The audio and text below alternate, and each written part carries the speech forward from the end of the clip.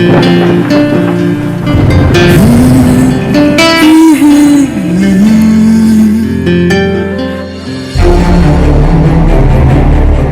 ही मिनटों में रोहन दीपिका को लेकर ऊपर आ गया। लिफ्ट में दीपिका के मन में तरह तरह के सवाल आ रहे थे कि वो रणबीर से क्या कहेगी और रणबीर अब उसका क्या जवाब देगा। कहीं ना कहीं उसे इस बात की खुशी भी थी कि वो रणबीर से बात करने जा रही है, पर थोड़ा सा डर भी था कि पता नहीं रणबीर किस तरह से बिहेव करेगा। अक्षय वहां पर उन दोनों का इंतजार कर रहा था। उसने जैसे ही दीपिका को देखा तो वो चौंक गया। उसने कहा, दीपिका तुम्हें क्या हो गया है? ऐसा लग रहा है जैसे तुम कोई लड़ाई करके वापस आई हो। दीपिका ने अक्षय की बातों का कोई जवाब नहीं दिया। उसने मन ही मन कहा कि मुझे पता है कि मैं अभी कैसी दिख रही हूँ, पर मेरे पास इन सब के बारे में सोचने का भी कोई टाइम नहीं है। मुझे जल्दी से जल्दी रणबीर से बात करनी है। मुझे तो लग रहा था कि अभी तक तो सिर्फ मेरी जीत हो रही थी, पर मैं रणबीर से लड़ाई में हार गई हूँ। अब तो ये देखना है कि वो मुझे अपने पास रखता है या फिर अपने से दूर कर देता है। वो अपनी नजरें इधर उधर दौड़ाकर रणबीर का ऑफिस ढूंढने लगी। दोनों भाई आश्चर्यचकित होकर बस उसे देख रहे थे कि अचानक इस लड़की को हो क्या गया। वो पागलों की तरह बर्ताव क्यों कर रही है, जैसे उसका कुछ खो गया हो। वो दोनों की तरफ मुड़ी और कहा, रणबीर का ऑफिस कौन सा है? Please tell me fast. दोनों अभी भी उसे अजीब तरीके से देख रहे थे। तभी दीपिका ने कहा, मुझे पता है कि मैं भी पागलों के जैसे बिहेव कर रही हूँ, पर मैं जब तक रणबीर से बात नहीं कर लूंगी तब तक ये सब ठीक नहीं होगा। Please tell me where is he. तभी अक्षय ने दीपिका को चाय का कप देते हुए कहा कि ये सामने वाला ऑफिस रणबीर का है। उसने अपनी सेक्रेटरी को चाय लेने के लिए कहा था, इसलिए तुम उसके लिए चाय लेकर जा सकते हो। दीपिका ने अक्षय को थैंक्स कहा और फिर उसने दरवाजा खटखटाया और सीधा रणबीर के ऑफिस में चली गई। रणबीर कुर्सी पर बैठकर कुछ फाइल पढ़ रहा था। उसके डेस्क पर फाइल की अंबार लगी हुई थी, जैसे वो सालों भर का काम एक साथ कर रहा था। रणबीर को लगा कि शायद उसकी सेक्रेटरी अंदर आई होगी, इसलिए वो बिना ऊपर देखे डॉक्यूमेंट्स पढ़ता रहा। दीपिका उसके डेस्क के पास आ गई और कहा कि सर, मैं आपके लिए चाय लेकर आई हूँ। फिर उसने धीरे से चाय का कप उसके डेस्क पर रख दिया। रणबीर ने ऊंची आवाज में कहा, और मैंने तुम्हें कॉफी लाने के लिए कहा था। दीपिका ने जवाब दिया कि वो रात में कॉफी पीना आपकी सेहत के लिए अच्छा नहीं होगा, आपको अच्छे से नींद नहीं आएगी। आज तक रणबीर ने हमेशा दीपिका से बहुत प्यार से बात की थी और आज पहली बार उसकी ऊंची आवाज सुनकर दीपिका का दिल बहुत तेजी से धड़क रहा था। ये पहली बार था जब उसे इस बात का एहसास हो रहा था कि वो हमेशा रणबीर से इसी तरह ऊंची आवाज में बात करती थी। पता नहीं क्यों उसे लग रहा था कि उसे यहाँ पर नहीं आना चाहिए था। दीपिका ने मन ही मन कहा कि मुझे ऑरेंज की बातों में नहीं आना चाहिए था। आई थिंक मैंने यहाँ आकर गलती कर दी, क्योंकि रणबीर का मूड बिल्कुल ठीक नहीं है। तभी रणबीर ने चिल्लाते हुए कहा, तुम मुझे लेक्चर देने वाली होती कौन हो बाय द वे? हाँ, अभी के अभी यहां से निकल जाओ। फिर उसने गुस्से में चाय का कप उठाकर फर्श पर फेंक दिया। दीपिका बहुत तेज डर गई कि कहीं गर्म चाय उसके चेहरे पर ना पड़ जाए, इसलिए उसने अपने दोनों हाथों से अपने चेहरे को छुपा लिया और चिल्ला के कहा, प्लीज नहीं। दीपिका की चीख सुनकर रणबीर को एहसास हुआ कि ये आवाज कुछ जानी पहचानी सी है, इसलिए वो अपने सामने खड़ी लड़की की तरफ देखने लगा।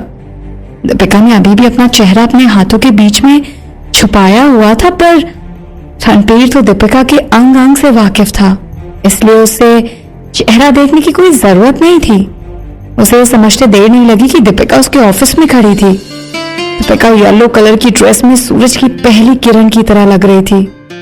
उसे देखकर रणबीर को ऐसा लग रहा था जैसे उसकी बरसों की तमन्ना पूरी हो गई हो। ये बात अलग है कि वो दीपिका को 2 हफ्ते में पहली बार देख रहा था, पर उसके लिए ये सालों के बराबर था। वो तो दौड़कर उसे गले लगाना चाहता था, पर उस रात की लड़ाई के बारे में सोचकर उसने कुछ नहीं किया। वो मन ही मन सोच रहा था कि कहीं दीपिका मुझे घर से बाहर निकालने के लिए तो नहीं आई है, या कुछ और छोड़ने की बात तो नहीं करेगी, क्योंकि रणबीर दीपिका या उससे जुड़ी किसी भी चीज को छोड़ना नहीं चाहता था। वो उसे और उसके आसपास की चीजों को अपने पास सहेज कर रखना चाहता था।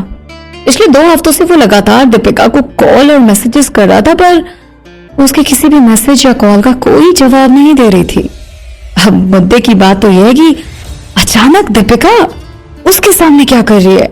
रणबीर ने धीरे से कहा, दीपिका ने अपने चेहरे से हाथ हटाया और कहा कि कोई बात नहीं, हम लोग कभी बाद में बात करेंगे। मुझे लगता है अभी तुम गुस्से में हो, मैं कल आऊंगी, बाय। वो मुड़कर जैसे ही दरवाजा खोलने वाली थी कि तभी रणबीर ने उसका हाथ पकड़कर अपनी तरफ खींचा और अचानक ही वो उसकी बाहों में आ गई।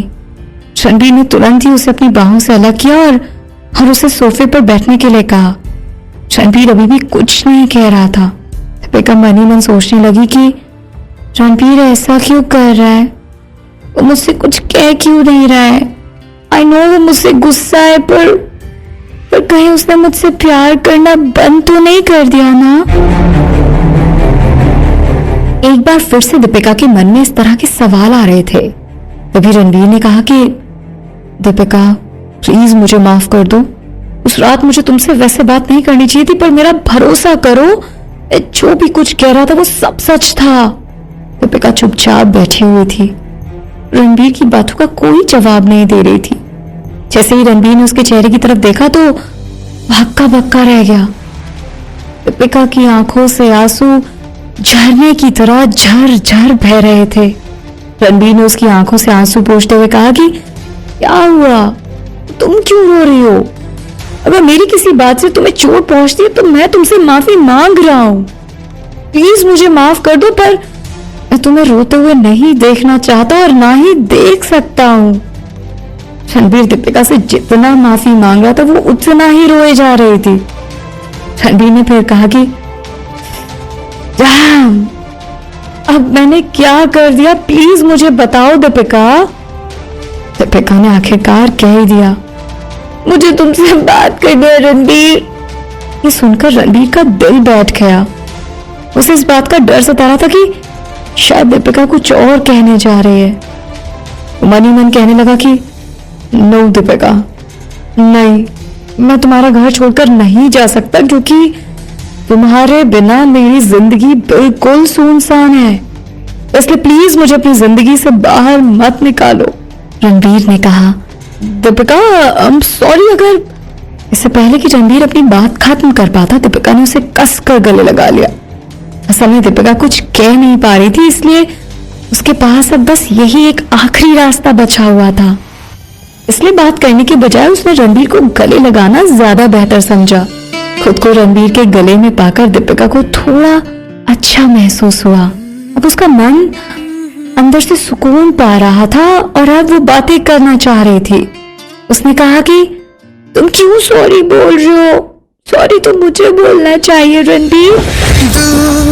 धड़कता है क्यों, धड़कता है क्यों, ये जाने न मैं न तू, कैसा ये दिल का कनेक्शन है तुझसे हुआ।